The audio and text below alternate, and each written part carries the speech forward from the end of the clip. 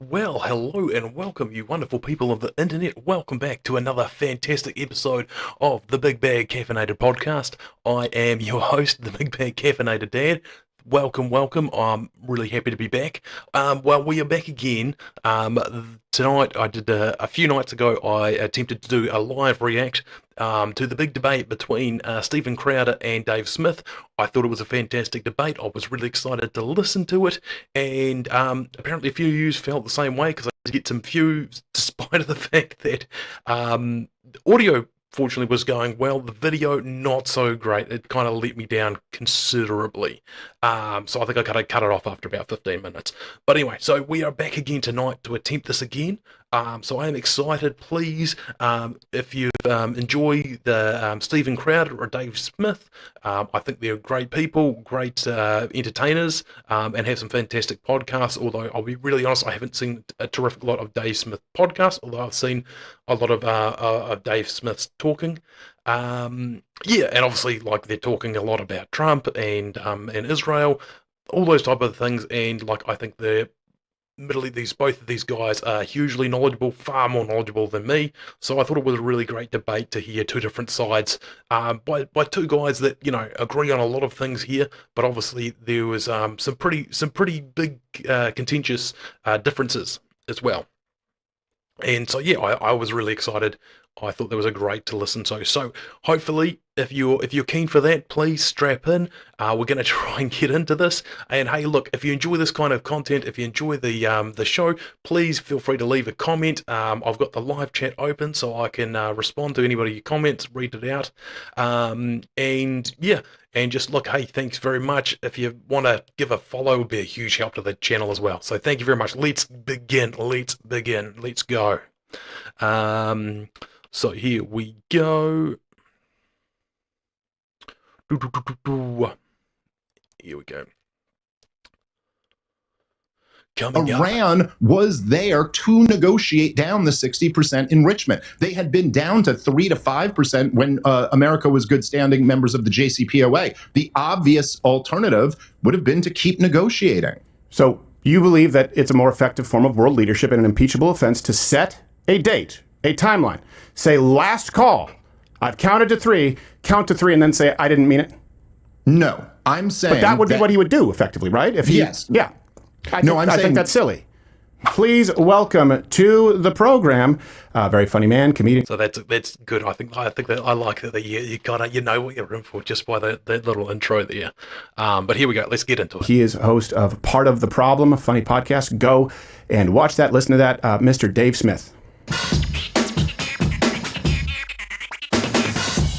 Mr. Smith, can you see me? Can you hear me, sir? I can indeed. Do you see and hear me? I do, and I'm angry because you seem to be aging at a much slower rate than the catcher's mitt in front of you. Is that true? Yeah, it is. You got that thick head of black hair, and it's like every day I wake up and I have a new wrinkle. So you and John Stossel, adrenochrome, we don't need to talk about it. Did you just tell me I have a thick head of hair? Do you have body dysmorphia? How do you see yourself? Do you see yourself as a bald man, Stephen? No, I don't see myself as a bald man. I just see your hair as luscious. And we don't need to talk about that right now. I do just want to say that I thought this bit was quite funny because if you're not aware, there was a bit of back and forth, I think Stephen Crowder called out a few people who are apparently coming onto his show and debating him. Whether that's completely true or not, I'm not too sure. And apparently he did call out Dave Smith a couple of times, and he wasn't, not in a really harsh way, but kind of like, he doesn't want to come on and debate me. And apparently Dave's side of things was like, no, it was just a scheduling issue. He was more than happy to. So I feel like Stephen's kind of like going above, being a bit more kind than he needs to off the bat. But yeah, I just thought it was funny, and Dave handled it well, like a champ. This is veering into people want to see blood, kid. But look, Dave, did I miss anything as far as like plugs or the upcoming shows? I know your podcast, your X. What's the best place for people to go find you? No, all that stuff's good. ComicDaveSmith.com is my website if people want to go check that out. But all that was good. Okay. Well, and I'm very glad that we've had you on the show. I know you had some scheduling issues, and I just want to set the stage here for a little bit, and then I want to give you the floor. I think here's the reason that you're on the show. For people who don't know, this goes back several months. I think that you and I agree on a whole lot more than we disagree, which is why I was surprised at some of your takes. For example, like I think on foreign aid, and you can correct me if I'm wrong on any of this or you disagree, I don't think we should be providing foreign aid to anybody, Israel included, as well as all the surrounding nations. I think we fund all sides of this war. I think we do that a whole lot. Stop all of it. Let the chips fall where they may. I agree with you that no one should have secret nukes. I think that Israel's nukes are so secret that Dave Smith and Stephen Crowder can talk about it on a podcast, but I don't think that anyone should be able to have some kind of a different protocol on nukes. AIPAC, I've said they should go screw themselves with a wire brush. I don't like any lobbying group that acts outside of America's interests. I think we would agree on most of that. And as I understand it, you're pro-life.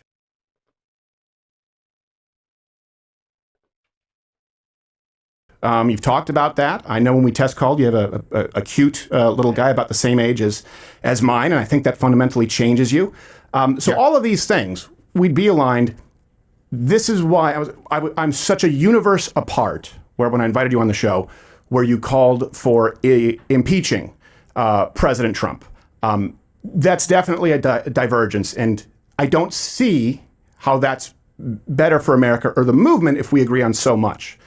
Could you? The floor is yours, sir. Okay. Well, yeah, I think I certainly would agree with you on all the things that you outlined there. But I think I would go a bit further and say that not only am I very critical of the foreign aid to Israel or critical of AIPAC, but I'm also very critical of the neoconservatives who are essentially, a core constituency in the Israel lobby. I'm very critical of the Republican Party that essentially allowed the neocons to become the drivers of U.S. foreign policy in the George W. Bush administration, and many people who still have those same tendencies. I mean, the Mark Levins and Ted Cruzes and people like that, well, maybe not officially, technically neocons, certainly are in effect no different from them. And so in terms of, one of the things in terms of me calling for Trump's impeachment, one of the things that's interesting to me is that I got so many people as a response to that who essentially, were saying Ben Shapiro and Josh Hammer and all these guys criticizing me. Look at him. He's betrayed Donald Trump. All the neocons, Mark Levin, the never Trumpers. The original 2016 never Trumpers. Like, I still remember that copy of National Review. I'm sure you do too. They all said, but no, look, to me, I don't think that's funny. Like, I'm not 100% sure. I haven't seen a lot of the things he was talking about, and he covers quite a lot there. But it is kind of funny that I can see both sides there. Like, it is kind of funny. Like, yeah, of course, like you can like be a supporter of Donald Trump and then also criticize him. I'm interested to hear like a little bit more of what he says about why he thinks impeachment. I don't know that I'd agree that far, but yeah, it is funny. Like the people he's talking about there, that like, how dare you criticize? Yeah, of course, all of these people have been like big critics of Trump. So it's weird if they were really criticizing him to that extent. Anyway, let's continue. Have any loyalty to any politician because I'm a free man in the United States of America. Sure. Donald Trump launched a war of choice, a war of aggression on behalf of a foreign country while we were in the middle of negotiations with said country. I thought it was an unbelievably reckless decision. Thankfully, at least for now, it didn't turn into a catastrophe like many of the other conflicts have. And Trump deserves certainly a good portion of the credit for that. But no, I don't take that back at all. I believe that America should only fight wars when America is threatened. And I don't believe in this adventurism, which I think is absolutely crazy. Yeah, yes, I think that's true. Like I'm trying to put myself in the shoes of like the average tax-paying American here, because like obviously I'm not in America, so people can say, hey, you're not entitled. But like if I was in America, how would I feel about these things? And yeah, to a certain extent, yes, I would. Agree. America should only. Well, I don't even know if I. Yeah, it's a tricky one because you say like, hey, yeah, I agree to a certain point. America should only get involved in these wars if they're threatened. That seems like a fair argument, but then it's like, well, hey, hold on, there's a lot of bad things that go around in the world. We actually should, take steps to stop a genocide or something like that. So it's a hard, and like that's one of the things I have a little bit of difficulty with Dave Smith over, because he seems like he would stop in all cases, like even when it's too late, to the point of too late, like like inaction to the extreme. I think a little bit. He never really makes clear under what circumstances he would. So anyway, let's continue. Which continues under the Trump administration, continued under the Biden and obviously the Obama and Bush administrations. I'm against all of this stuff. So yeah, I was loudly in opposition to the Iran war. Okay. And I think that's fair. I think some of what you just said I agree with. I disagree with some of the premises, but it sounds like you're saying you still support the idea, or did at that point in time, the impeachment of Donald Trump. And this is where I think we diverge. And I know that you've also pointed this out. And by the way, I think rightfully so. You're a libertarian, but you are not an open borders libertarian. You've talked about the need for borders, correct? Yes. Yeah. Because I always said, small L libertarianish, but I've always labeled myself conservative. I've never agreed with him on that. Were you ever at any point, like the Reason magazine sort of open borders approach to libertarianism? Yeah, I mean, I think like when I first became a libertarian, I was that was probably my default position, is like, Right. just allow freedom of movement. The government shouldn't really be doing anything to nonviolent people. But it was actually libertarian thinkers who convinced me the other way, most notably Murray Rothbard and Hans Hermann Hoppe. And essentially, I just got convinced by their argument that it's not, in fact, the correct libertarian position. Like, it doesn't follow from libertarian principles that government property ought to be available to the entire world. In fact, what follows from libertarian principles is really more taxation is theft, that the government... Yeah, I this is just something, just another point. Just speaking as a non-American, like from New Zealand, I do think this is crazy. Like whether you're left wing, right wing, libertarian, whatever. Like the idea, like that people think that people should be allowed to enter America illegally and then get benefit from the government. I know that's like a big controversial thing. Like people say, oh no, that doesn't happen. It's like I've seen a lot of been down a lot of rabbit holes. It definitely is happening. There are definitely people who receiving benefits in America who do not pay taxes and did not enter the country illegally. And it's just amazing how many Americans seem to defend that. It's like, no, if that was my country, if it was happening here, I'd be like, see you later. You get no sympathy from me. Like, no, you're out. We're not paying for the whole world here. So I just think it's funny. But yeah, anyway. So obviously, totally reasonable take there. Robbed from the domestic population in order to fund and maintain government property, and therefore it should probably approximate what the domestic population would like to be done with it. Right.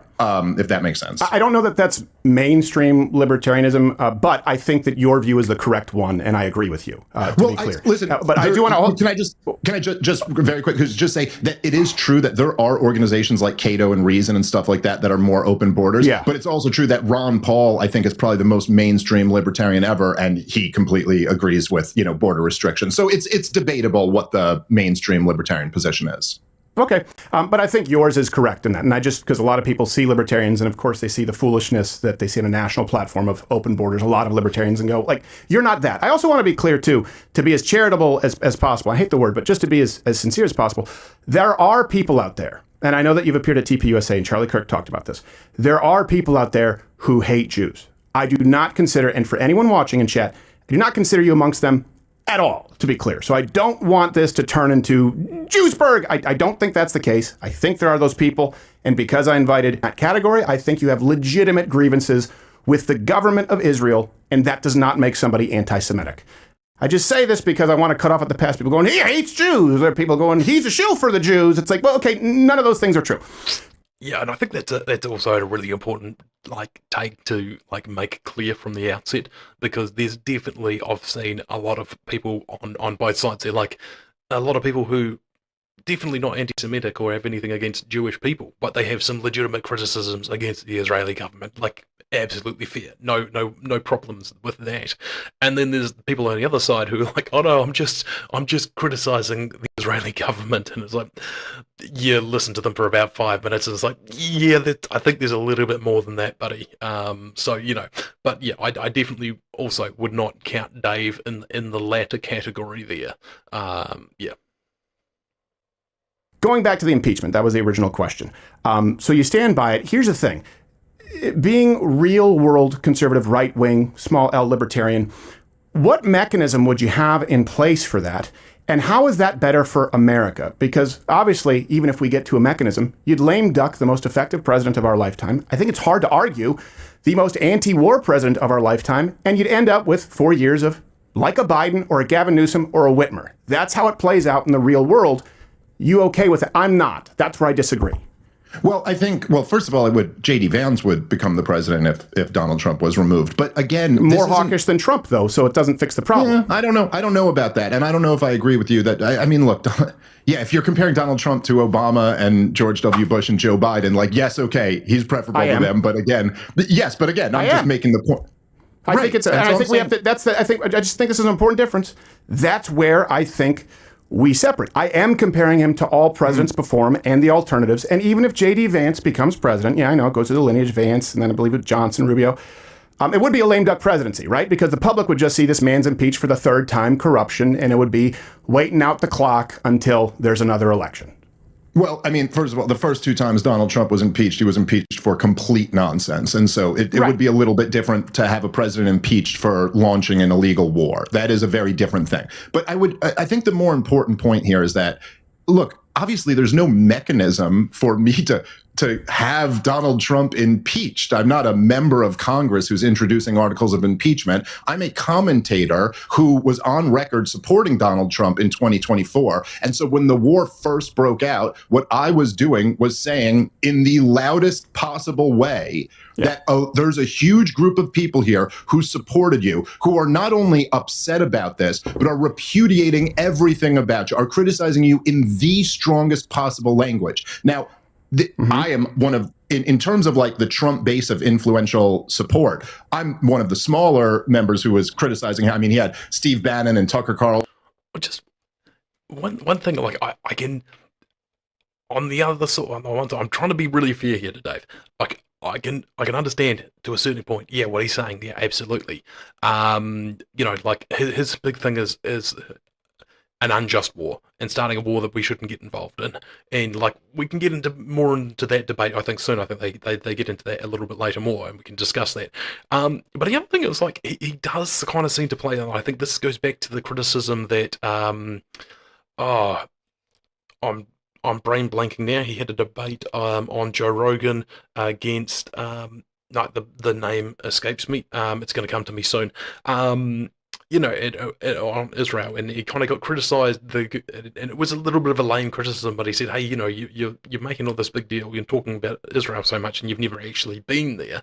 And this is like, it's kind of a similar argument here, because Dave's just like, "Oh, I'm just a commentator." It's like, well, Dave, you're a little bit more than a commentator. I mean, like, the man was, although he didn't actually put his name forward for like the election too, but he was like one of the front runners to be like the presidential candidate for the Libertarian Party.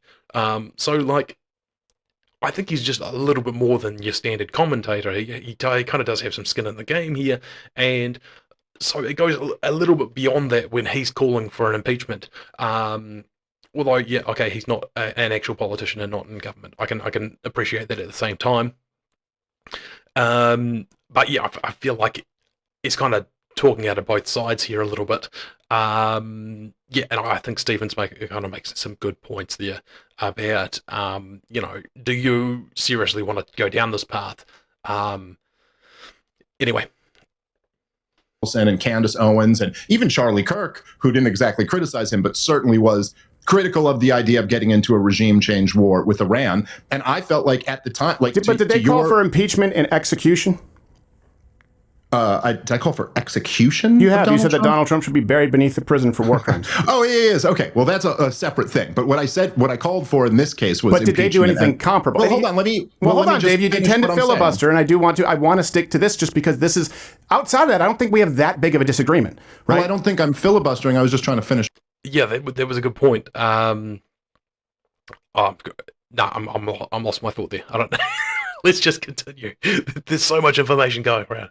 Anyway. Place would be Congress, correct? I'm not saying that you do it yourself, Dave. But like you said, you were using an influential platform. There were some other people, and largely the left, who... Actually, that's what I was going to say.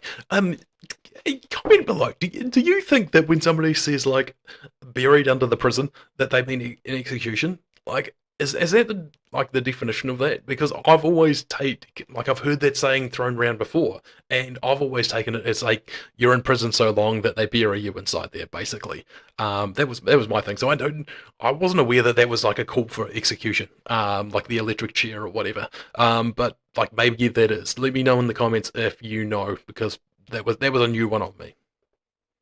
Who are calling for impeachment? So I think that still you stand by it. But the real world fallout of that is far worse for the United States and for the Keep America, Make America Great, America First movement. And that's where I think we diverge. And when I see you saying that, first off, it gives me pause. And I only see you just mentioned those people, and the left calling for his impeachment. And you say, well, yeah, he's better than these other presidents. Okay, so what would be better if you're calling for the impeachment? And it could be facetious, the execution of Donald Trump. That seems pretty extreme. And it seems like a big difference. I mean, you can say I'm filibustering, but let me explain my position here. Is that the point I was making was that so many of Donald Trump's most important, and there's really never been a moment in my lifetime like that before. There's really never been, I can't think of any time where George W. Bush did something and Sean Hannity and Bill O'Reilly were just like, that's it.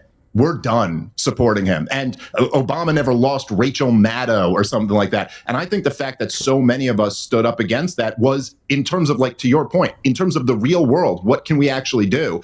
I think that was the most effective thing that we could do at that point, was just to make it very clear that if you do get us into another catastrophic war here, you're going to lose a huge portion of your...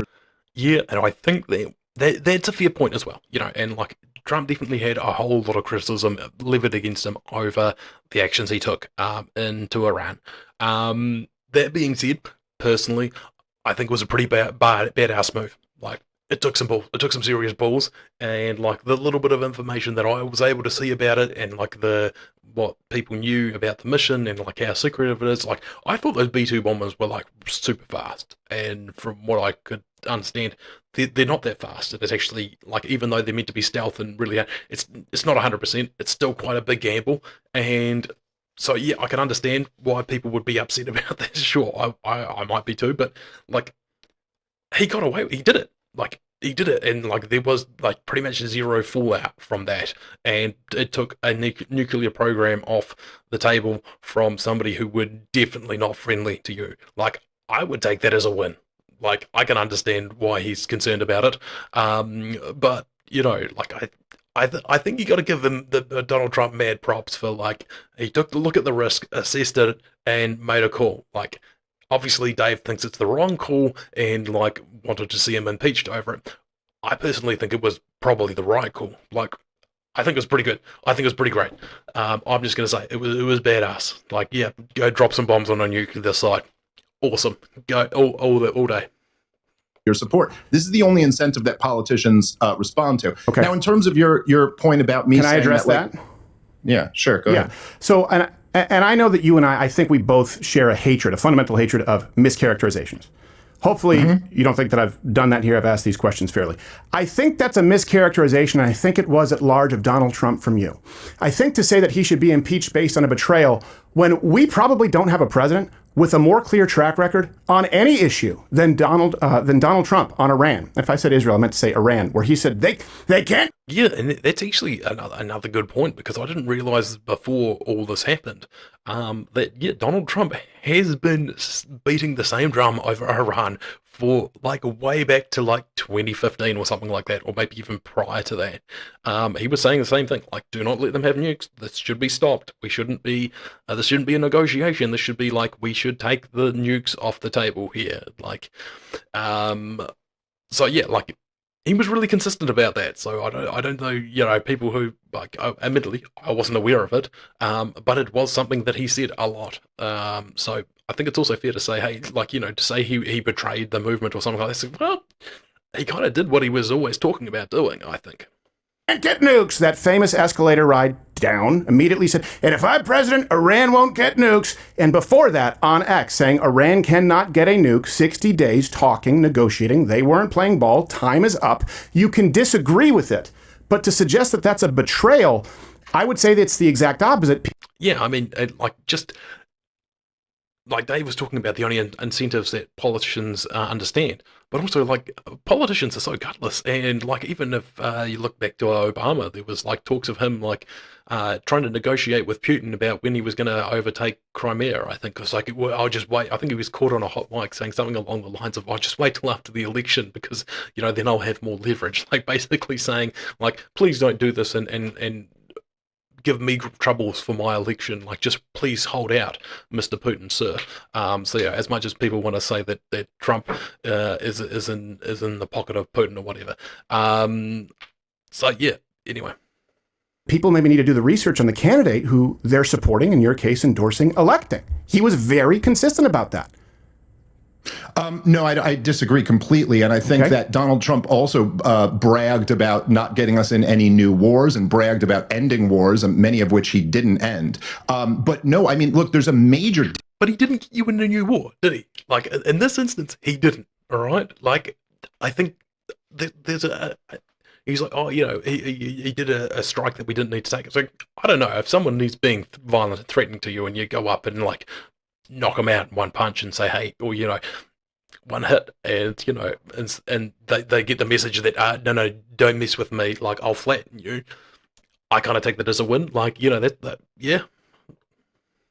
Difference between just saying Iran won't get nukes, which could mean anything, and saying I will launch a war against Iran if they enrich up to 60% and are still willing to negotiate down the enrichment. I'm sorry, those are just very different things. Well, you called for his impeachment before he launched the strike, and we're not at war. But Dave, you've been talking. Hold on a second. You always do this where you say, let me finish a sentence, but then you address a point and then scattershot 5 different points. You called for this before.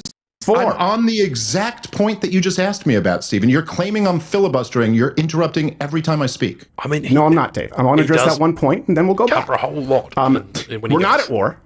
You called for his impeachment before the strike. I do think if you're talking about, what other option outside of diplomacy, because you said there are many other options, it could mean anything.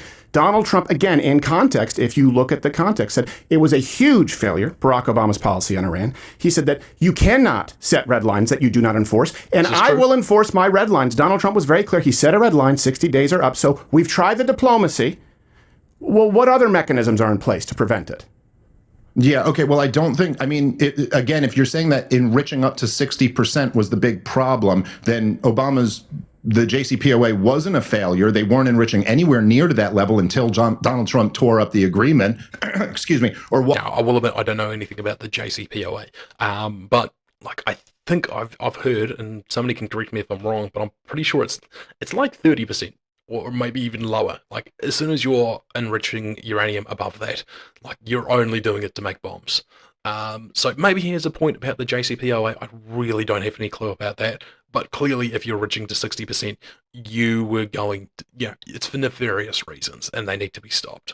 I kind of agree with Stephen on that point. Like, hey, at some point, like, diplomacy only goes so far, and if you're don't show that you're willing to,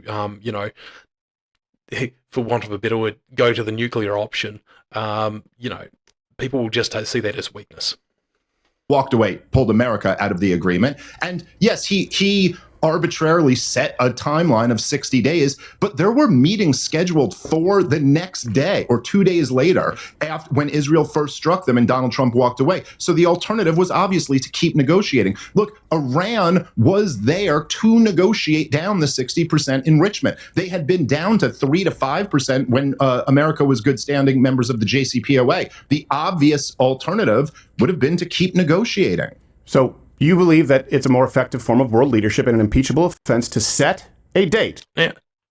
just one other thing, it's like, you got to remember who you're negotiating with. If I'm not mistaken, like, Iran are like the biggest funders of terrorism in the world. I believe that's factual, or at least in that area. So it's like, it's not exactly like you're people treating like with people who have the best intentions. A timeline. Say, last call. I've counted to 3, count to 3, and then say, I didn't mean it. No, I'm saying. But that would be what he would do, effectively, right? If he, yes. Yeah. I think that's silly for a president to do. Okay, right. But that's not what I said. But you think what you said is silly. Okay, but what I'm saying. No, he did say, right, we're 60 days up. Was Iran negotiating? Did Iran come to the negotiating table? Did Iran allow inspections? Finish whenever you want to, and then I'll try to. Oh, I asked you that. Were the 60 days up? Did Donald Trump count to 3? Yeah. So he should continue negotiating after he sets a red line. Yeah, well, he would. Well, no, Stephen. It's a little bit more. It's a little bit more than 1 cent. Okay. It's a little bit more than 1 centimeter deep. Okay. Please enlighten me as shallow as I am. Dude, it's like you just. I know. Go ahead. No, just a lot of people told me that, watch out, he's going to be constantly interrupting you, but I didn't realize it was actually going to be like this. Okay, so Donald Trump, what happened was Donald Trump had signaled at the beginning of the negotiations that he would be open to some enrichment, but that he wanted it to be brought down. Just quickly on that point from Dave, like, I kind of thought it did seem a little bit like Stephen's being a dick there, like, and just constantly interrupting. But then I can also see on the other side, like, Dave kind of makes a point, and like Stephen said, like, about he was filibustering, and I don't know if that's filibustering so much as that's just how Dave is. He tries to make as a point and tries to, like, expand on it to make himself really clear. Like, he's generally on point, so I don't know if it's quite a true criticism to say that he was filibustering, but I can also kind of, like, they are having a debate, so I can kind of see why Stephen felt that he had to get his word in. But, you know, hey, I don't think it came off really that well, but maybe it was fair enough in the context of a debate. And then Mark Levin and all of the hawks, they insisted that you put in the poison pill of absolutely no enrichment of uranium whatsoever. And he went along with that. And Iran was like, yeah, that's right. And then he set the 60 days. Now, look, I think it was a bad move to ever put that poison pill in and to ever set those 60 days. But yes, at that point, once you've done that, diplomacy in this case was obviously preferable to force. And I think, in fact, probably we are in a more likely position now that Iran breaks out and tries to get a nuclear weapon than we were if he had continued the negotiations.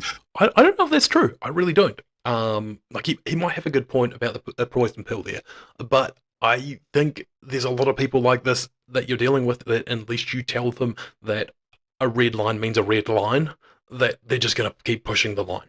So I think that, and hey, Connor, this is a big message to send to somebody, and you know, and like it's a pretty strong show of force. So I think that maybe, like, once again, like, this is, I can see both sides of the argument, but I think that ultimately, I think they'll think twice. Like, oh, maybe you're gonna try again either way. But at least they know, like, what's gonna happen if they keep pushing it. Yeah. But certainly, you exhaust the negotiations. You try diplomacy as much as you can. War should always be an absolute last option. And he didn't exhaust that. Instead, he supported attacking. Yeah. Absolute last option. I think.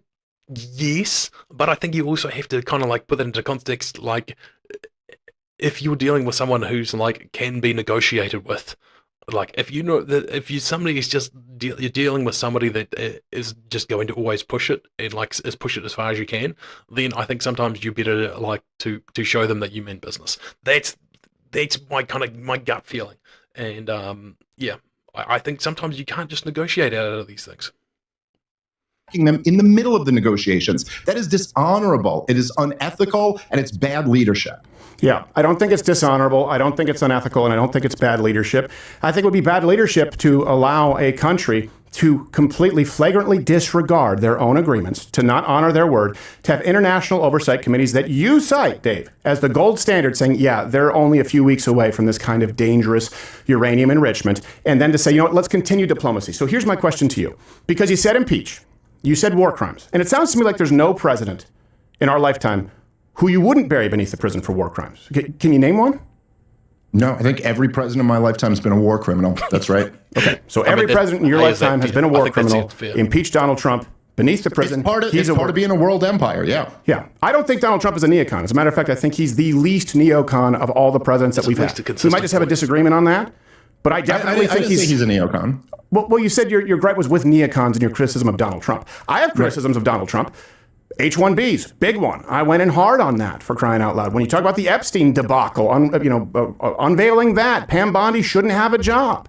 The Chinese student foreign visas, right? I think that's a big problem. I criticize him on a regular basis, calling for impeachment and buried beneath the prison when this man has ended more wars than any other president, at least that I can recall. Pretty close. He's ended many wars. The only one that he hasn't ended is Ukraine.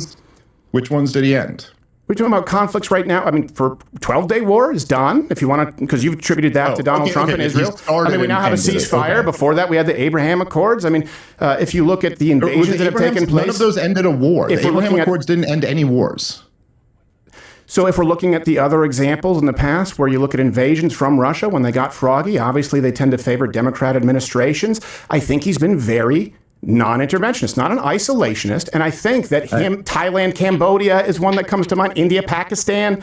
None of those count. Israel, Gaza, India, Pakistan. No, it's not that none of them count, Stephen. It's just Azerbaijan, Armenia. I know that because I have a lot of Armenian friends. I mean, you keep interrupting me. Do none of these count? I don't think any of them are wars that Donald Trump was conducting that he ended. I mean, Donald Trump, look, in his first 4 years, he inherited the war in Iraq and the war in Afghanistan. We had troops in Syria. We had troops in Somalia. He talked about pulling them out. And in fact, I think he was the major reporting about him being lied to about the number of troops in Syria, but he never did get them out. He kept the war going in Afghanistan for 4 years, surged it, even though he knew it was an unwinnable war. I will give him credit, he eventually wrote the plans that did get out, but it was for his second term. And then, of course, he left it to Joe Biden to completely fumble the entire thing. Joe he Biden kept the war in the Saudi invasion of Yemen going his entire first 4 years. He just broke records for the most strikes in Somalia in any year. We've been bombing them since 2002, I think. I mean, I don't know. And he's backed Israel his entire time in their destruction of Gaza, and he's failed to stop the war in Ukraine. So, again, his rhetoric is certainly better, and there are a few things I could look to that I would point to, go, hey, he did a really good job there. But I don't know. I don't really agree with your overall characterization. Well, it's not that you disagree with my overall characterization. Your question was, name me any wars he's ended, and then you move the goalposts, right?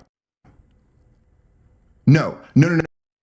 When I I mean, I think that's fair as well. Like, he said name me anywhere where he's ended, and then he, I do think it counts. Like that, Trump did at least seem to be helping end other wars around the world. I think that's a count. I think that counts. I said wars he's ended. I didn't mean like he picked up a phone call and then a conflict like between two other parties. I'm saying wars that America's been involved in. So diplomacy doesn't count there. Or fighting. So none of those would count. No, I'm not saying it doesn't count. I'm saying it's not exactly a war he ended. Well, I want to have this conversation in good faith. And if you say, name me any wars he's ended, and I go, okay, Thailand, Cambodia, Israel, Gaza, ceasefire, Armenia, Azerbaijan, you could argue, hold on a second. You could argue that Yemen, really a proxy war with Iran, which kind of brings us back to the initial point. It's certainly more than other presidents. So picking up the phone and engaging in diplomacy, which I thought you would be supportive of, he's done it more than other presidents. And I would say he's set apart pretty significantly, which is why I don't want to impeach him. I don't think that would make America stronger, more effective. I think it would make us weaker. That's really the crux of this. I think he's better than other presidents. I think he's the most effective president of our lifetime. And I don't think it's an impeachable offense. He asked me which wars did he end. I just gave you a list. Do those count? Well, it's again not okay. Look, if you're talking about the war between Israel, if you can call it a war, Israel's destruction of Gaza, yes, after funding and facilitating the whole thing for his entire second term of his presidency, he's gotten a very loosely holding together ceasefire as of right now. So yes, as I've said on my show and said publicly, I give him credit for that. That part was better. The funding it for the his entire presidency, which you seem to agree with, that part was wrong. I mean, yeah, but that was going on by as far as I can tell, both sides have been funding both sides for my whole life. So okay, to say that he just went along with the status quo, sure, okay. I agree with the funding of it, you're saying? No, I said which you already said. Oh, yeah, I agree with you. Yes, sorry. You agree with me. No, Dave, I'm just making. Yeah, I agree with you. Yeah. So okay, you and I share that same common ground, but I just think it's important. Okay, Dave, you said interrupting. I've got a timer clock going. I don't think you're going to like the way it looks. I think this is a cringe point. This is a bit cringe, but yeah.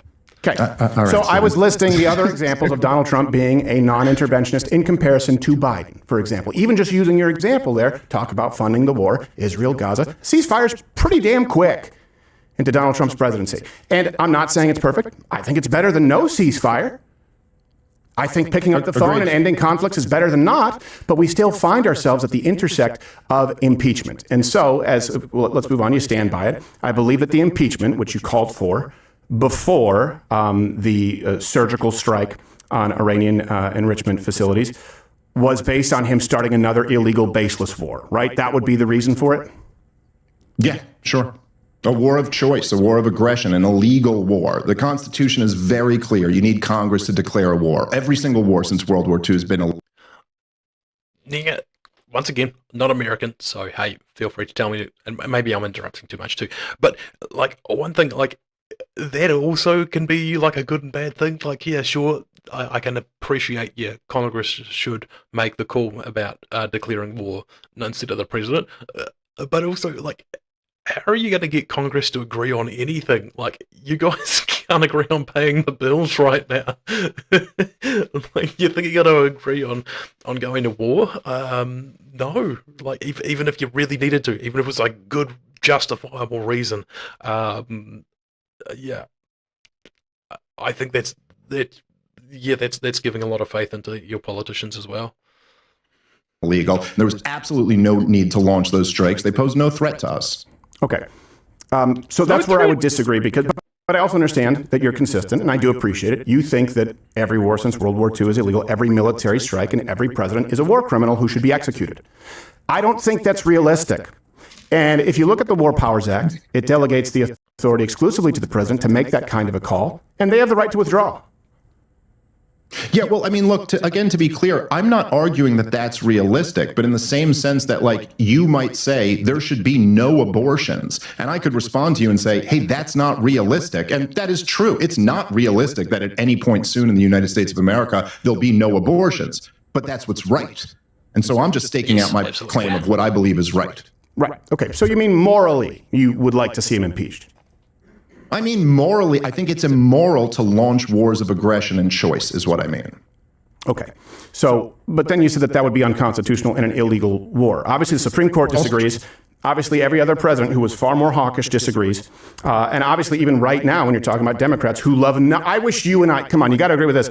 I wish you and I had a passion for anything as much as these people have a passion for trying to impeach or political theater against Donald Trump.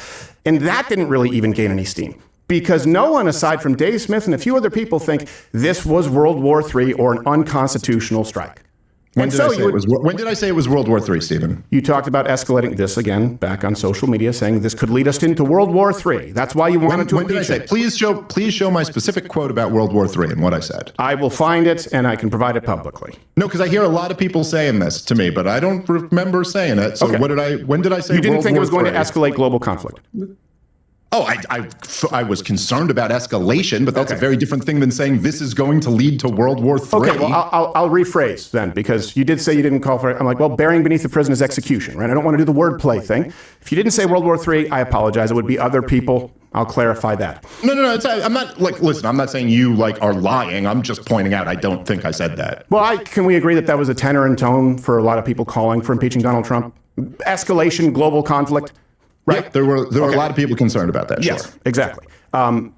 Is that where we are?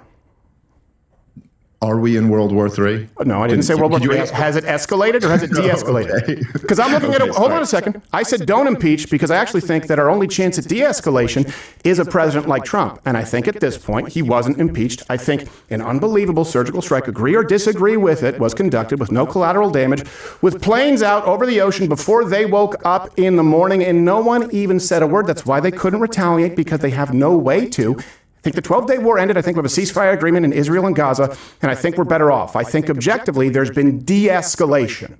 as opposed to escalation. And I don't think that's by accident. I also would agree. And I think if we impeach him and we follow that doctrine, I think we end up in a much worse place. I think that we would be in a much better place if Donald Trump had simply moved to cutting off all foreign aid to Israel and supporting this war and not attacked Iran in the first place. But yes, it is absolutely. It is okay, but that's a pretty big deal. So it is absolutely true that after we dropped those bunker busters on the Iranian nuclear sites, and then they responded with, the kind of a typical Iranian response where they just wanted to save face, but really wanted to make sure that they didn't escalate the situation at all, and gave advanced warning before they sent those missiles back. I mean, this is also a great point. It's like, because apparently, the Iranians gave the Americans warning that they were going to launch this strike, and told them where, and it's like, make sure nobody's in this area so we can launch a strike, and so we can at least tell people that we hit back. And is there really somebody that's going to escalate against you at that point? Yes. Once again, this goes back to my whole thing. I can understand, I do agree with Dave on a lot of things here, but he's saying Donald Trump should be impeached because he could have escalated and could have, been really bad. Maybe not World War III, but it could have been really bad in escalation. Okay, but it didn't, and I would argue, he's saying that he would argue that it's we're in a greater risk of them developing nukes. I would argue the opposite. I definitely haven't seen any evidence of that. I think so. Therefore, I think Donald Trump deserves more props for that, because I don't think that I think he's de-escalated rather than escalated. I can admit that it was a gamble. Donald Trump took that off ramp immediately and did de-escalate things after that. And I think it's great that he did that. Again, the whole thing never needed to be started to begin with, but we'll see. We're kind of in halftime of this war now, and we'll see where this goes. Every time Netanyahu's interviewed about this, he's still talking about the capabilities that Iran is building back up. They're vowing to rebuild their nuclear program. Donald Trump is saying that'll be a big problem if it happens again. I don't know. We'll see. I don't think Iran saber rattling is anything new, right? I think that's happened no matter who's president. Yeah, that's right. And we'll see. We'll see where this goes. I do think the ceasefires are pretty new. I think they're pretty unique, and I think it's kind of a calling card of Donald Trump, which is why I wouldn't want to see him impeached or buried beneath the prison. I also, and here's the thing, when we're talking about Israel funding the war, we can go to that. We can go back to Iran if you would like to. But I agree with you in not funding. And this is a genuine question. If we stop funding Israel, right, stop foreign aid, I want to use the correct term, foreign aid to Israel, as well as, for example, Syria, list the country, my answer is yes. We also bridled Israel quite a bit, which I will say I'm a fan of. They don't know what the fuck they're doing, one of the greatest moments in presidential history. That was such a great line. I don't think there's a world in which Netanyahu apologizes to Qatar outside of President Trump walking him. And I think that we saw even since then, going in the timeline, Donald Trump and Vice President J.D. Vance saying, if they annex the West Bank, we'll stop all funding, right? I think that we're leading the dance, and I think that without the bridling of the United States, in other words, if it's two guys, we lock them in a racquetball court, Israel, Palestine, you work it out, I think you'd see a much worse genocide. But I'd let the chips fall where they may, either direction. I think it's absolutely not the case that if America wasn't backing Israel, and when you talk about this, because you say foreign aid to all the countries, right? You got to think it's not just that we prop up Israel and give them all types of weapons and intelligence, communication, and veto every critical resolution at the UN, but it's that we also prop up Jordan and Saudi and Egypt and all of their surrounding countries to be friends with Israel. And so the idea that if we pulled all of that back, Israel would be more aggressive, I just think is absolutely wrong. I think they would have no choice. In fact, it's the moral hazard that America always creates when we go in back. Ukraine's willing to fight and not take the deal because they got a blank check from America. And same with Israel. They get way bigger than their bridges because the U.S. is backing them up. And I think we should just get out of that business altogether. And honestly, if we agree on that, there's really not much else to argue about, because that's the whole game. The whole game is that America is involved already. We are propping them up. And if we weren't doing that, I don't think we ever would have even attacked Iran. I don't even think we would be talking about Iran right now. Yeah, see, that's where I disagree. And that's where I disagree. And by the way, the same people you talk about Saudi Arabia, and by the way, my answer is yes, right? Just to be clear. And just so you know, I'll get accused of being anti-Semitic for that position. I said it to Ben Shapiro on the show in 2015. I said, let's just stop funding all of it.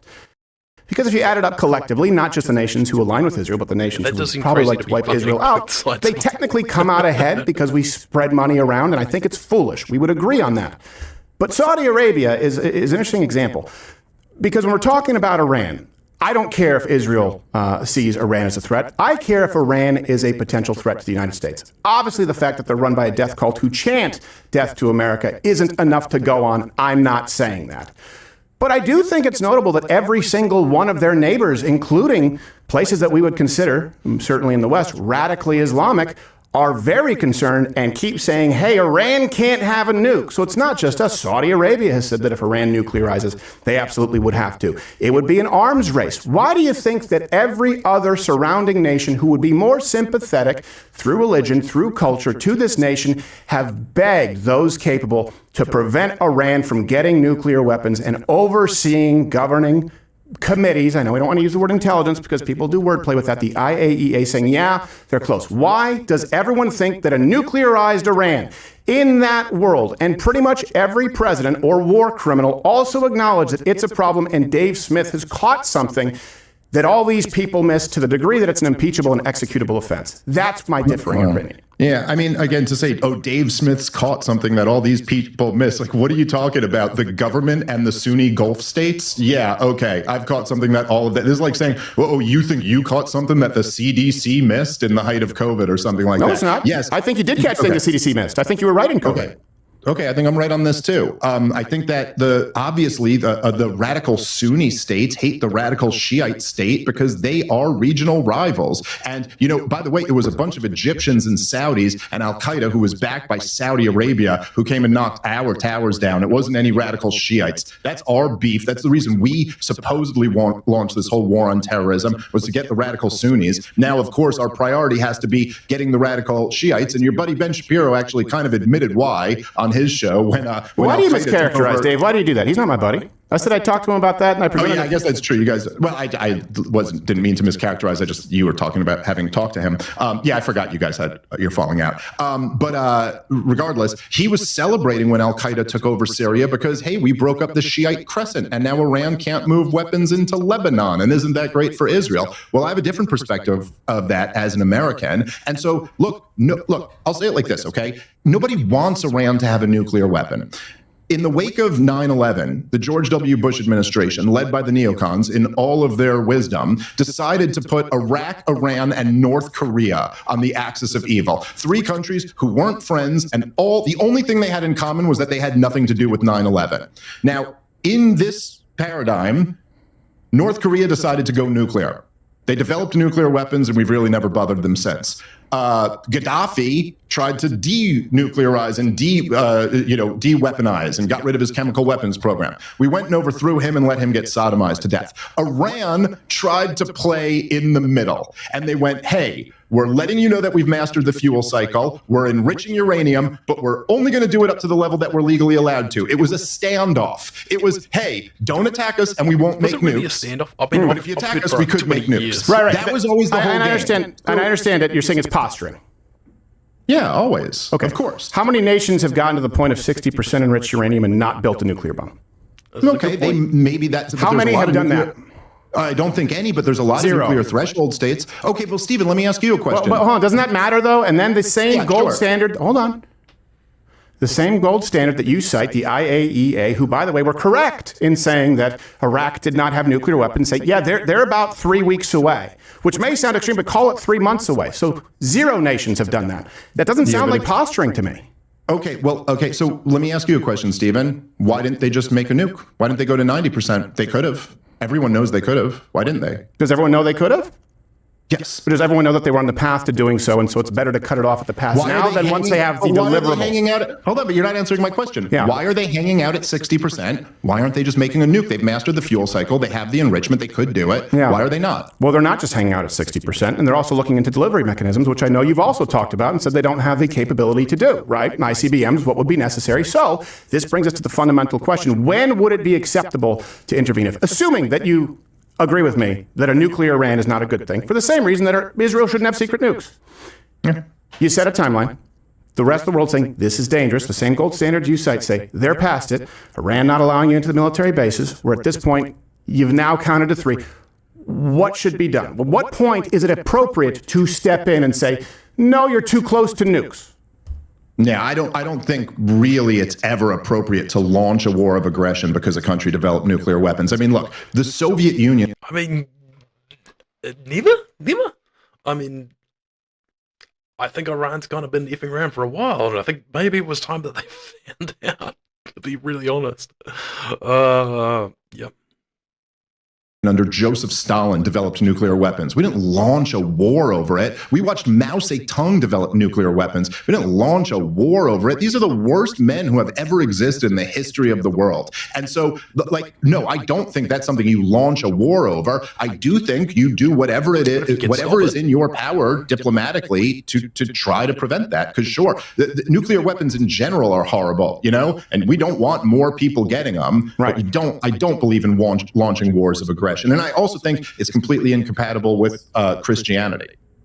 Right, yeah, and that also sounds like a liberal argument where people say, you know, hey, you can't be pro-life and also be pro-death penalty. I'm pro-life, I'm pro-death penalty, and I do think that a surgical strike in which no collateral damage, I do think is appropriate. As to the degree as to when the intervention is appropriate, but I'm not a complete isolationist, so we do have a disagreement there, and I think that Donald Trump has been very good for America, and I want him to continue being there, and hopefully the lineage continue, whether it's Vance or whoever else. I think we're better off than having a Gavin Newsom. But you mentioned something that I do find interesting.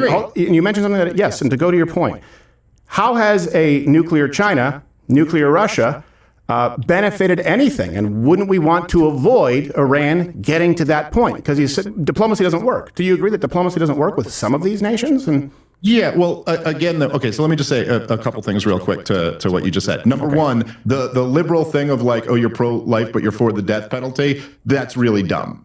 Because obviously the death penalty is targeting one person who's been convicted of a crime. So now if you start to get into innocent people dying in there, now they've got a much stronger argument. Just saying that. How many innocent people died in Iran? I don't know the exact number, but several. And several Israelis and Iranians died in that war. No, from the strike, from the United States. From the bunker buster strikes, there were no casualties on that. But it was still a war that America was backing, and people did die in the war, regardless. But you said you can't be Christian and support that. That's what I supported. That's what I didn't want to Donald Trump over. Is that fair?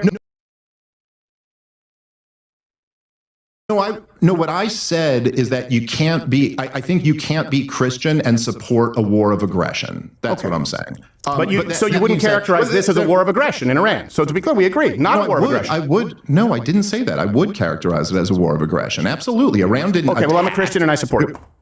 Okay, fair enough. So we have a disagreement over that. Good. Okay. Anyway, to your point of say like diplomacy didn't work and Russia has nukes and China has nukes now, and that's not great. We don't love that they have nukes, right? But you're missing my point. My point is, yes, but launching a war of aggression over them would have been worse. So yes, that diplomacy doesn't always work, but that doesn't mean anytime it fails, you just launch a war. A war is something you should only launch when it is absolutely necessary. You have no other option. It should be a last resort. And I think it's absolutely just morally criminal that we have these young boys' lives, and over the last, say, just say the last 25 years, we've just thrown them into war of choice after war of choice. It's horrible. Yeah, okay. Absolutely. And I think that if any boots were put on the ground or it was a war of aggression in Iran as opposed to a surgical strike with no collateral damage, you'd have a strong case. Yep. Okay. Well, I don't know. I mean, if anyone ever did that to us, we'd certainly consider it a war. Certainly seems like an act of war to me when you start bombing a sovereign country. So I think I have a pretty strong case as it is. Yeah, no, I don't think it's the same. But then again, I don't think that there's a moral equivalency between the United States, Donald Trump's action, and Iran's. And I think that Iran... Yeah, I don't know if I'd necessarily class it as an act of war if you take out a military target without any casualties. Like, I don't know. I'd have to look. I'd have to check the definition on it like that. What do you guys think? Enriching uranium and not honoring their own agreements makes them responsible. What agreement were they not honoring? Well, just take the JCPOA, and I was going to think JCPenney in my head. Take it, add time and money, right? They've never played ball. You can say that they have, but they haven't, and that's why everybody was concerned. Well, but what agreement? Is it not aggressive to enrich uranium and to move to that point? I'm just asking what agreement they were not honoring. Every deal that Iran has ever made. No, they were members of the Non-Proliferation Treaty in good standing, and in fact, the JCPOA allowed for them to, if America left, to up enrichment. They were only bound in the deal if America was still part of it to not raise their enrichment, and so that's what they did when we got out of it. I think honestly, the JCPOA had a lot of flaws, mostly the sunset provisions, and I think it would have been totally reasonable and good for Donald Trump to get in there and even say we're tearing this up and or making a new deal or we're fixing these sunset provisions. But the truth is that all you guys who are find it so aggressive that Iran was enriching up to 60%, they weren't until we pulled out of the JCPOA. That's a fact. Yeah, they've been consistently enriching. But I do think, look, I don't want to go around in circles on this, is you agree with Barack Obama's approach to Iran. I agree with Donald Trump's. Maybe that explains why you would want to impeach Trump. Yeah, I just find that to be like, yes, okay. But that was his approach. Who'd you support in 2016, Steve, in the primary? Who were you for? Rubio? Actually, in the primary, to egg on my face, I was pro Carly Fiorina just because I loved watching her sandbag debates. I just love how everyone. And Donald Trump, hold on a second, Donald Trump was a Democrat, and then I supported him in the general election. I've supported him since. But I'm saying you right now are supporting, correct me if I'm wrong, Barack Obama's approach to Iran, which Donald Trump opposed in his campaign. And you oppose Donald Trump. So it is kind of a binary choice, right? Donald Trump campaigned on that. I mean, it's really not. Okay. And yes, I think Barack Obama's foreign policy was horrible. Maybe the only thing he did good was getting the JCPOA done. So yes, in this very specific example, I do think that Obama did a better job with Iran than Donald Trump did. Okay. That is not true for the countries that like Iraq, Afghanistan, Libya, Syria, Somalia, Yemen. Obama was horrible. But I do think the deal was better off than not. I think that it's kind of a cheap thing on a conservative show to go, well, you're with Obama rather than Trump. I didn't say that. I am the most critical of Obama of probably any commentator. I didn't say that. Okay. You might be critical. You kind of framed it that way. Okay. Barack Obama's approach, JCPOA working well with Donald Trump, said the Iran nuclear deal is a disaster, one of the worst ever, and I would pull out, and he did. By the way, Iran didn't enrich past 20% until Biden, right? So, yeah, Barack Obama's approach, Donald Trump specifically criticizing it, campaigning on doing the opposite. And I didn't say you support Obama. I said it seems like in dealing with Iran, you would agree with Obama's approach and disagree with Donald Trump's. Is that a mischaracterization? I agree with I agree with Pat Buchanan and Ron Paul and all of the tradition of the right wingers who were smeared as unpatriotic by David Frum. I agree with Lou Rockwell and Ron Paul and Murray Rothbard and Pat Buchanan and the founders of our country. I take the George Washington foreign policy. So yes, in this case, when Donald Trump said the Iran deal was the worst deal ever, I think it was really stupid. It actually wasn't. And what you should have been appalled by of Obama's foreign policy was him toppling the government in Libya, him attempting to topple the government in Syria, him backing the Saudi invasion of Yemen, him continuing to bomb Iraq and Afghanistan his entire presidency, killing innocent people for no reason at all. That's what I think is wrong with Obama's foreign policy, not the JCPOA. Okay. I think all of those things are wrong, and I also think his approach to the JCPOA. On the point. I think Donald Trump's approach, this is just a difference of opinion, has been more effective. I think there's a reason that they enriched past 20% only when Biden was president. I think that force does matter, and I think that at a certain point you can't simply engage in diplomacy with certain people. And I agree with Donald Trump on what he campaigned on. It doesn't mean that I think you're immoral if you disagree. I just want to clarify our positions. That might be why we're worlds apart on this idea of impeaching Donald Trump. That, to me, was a shock when I would think that as more libertarian leaning, as more non-interventionist leaning, you might say isolationist, non-interventionist, varying degrees therein. For example, I would love, right, like I said, opening statement, to defund all of it. I also know that's not going to happen, right? I think we both agree there's probably not going to be a president in our lifetime who does that, right?